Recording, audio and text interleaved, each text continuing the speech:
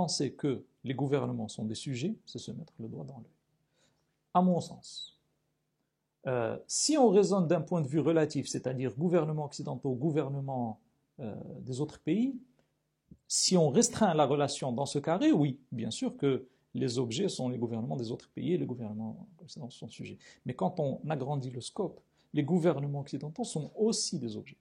Ils sont aussi des objets dans la mesure où les décisions politiques dépendent de l'argent.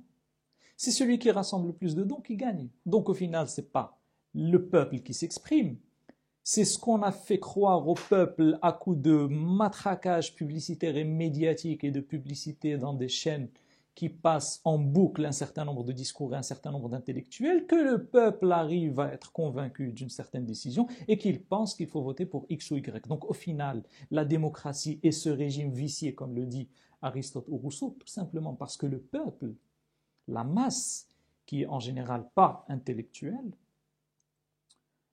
est une masse qui est facilement manipulable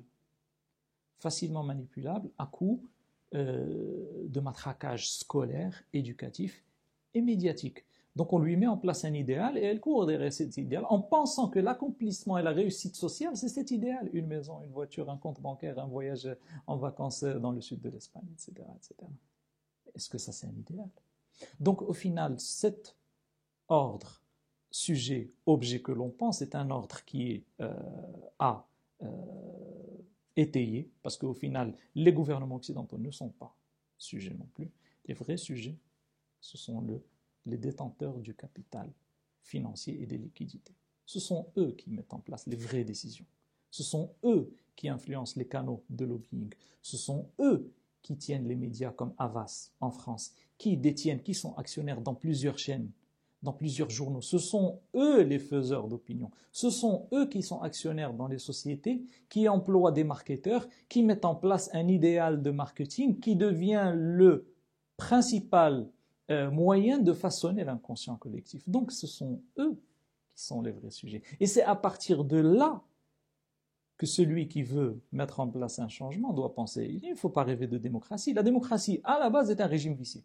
Parce que, comme disait Rousseau, c'est un régime qui donne le pouvoir à la masse. Or, la masse va choisir le court terme, les plaisirs immédiats, et va négliger le long terme et la complexité du monde économique et social et politique et les éléments qui sont vraiment fondamentalement structurants. Pourquoi? Parce qu'elle n'a pas la capacité d'analyser cette complexité. Et donc, on va privilégier l'immédiat, on va privilégier la société de consommation de masse, on va privilégier celui qui nous donne plus de dettes, plus de crédits, plus de vacances, de liberté, plus de vices peut-être, plus de loisirs, etc., etc.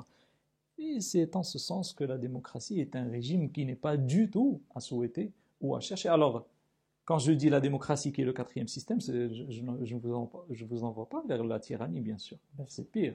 Non, je vous renvoie vers l'aristocratie intellectuelle. L'aristocratie intellectuelle, celle qui est défendue par les philosophes grecs et qui est aussi la référence dans le Coran,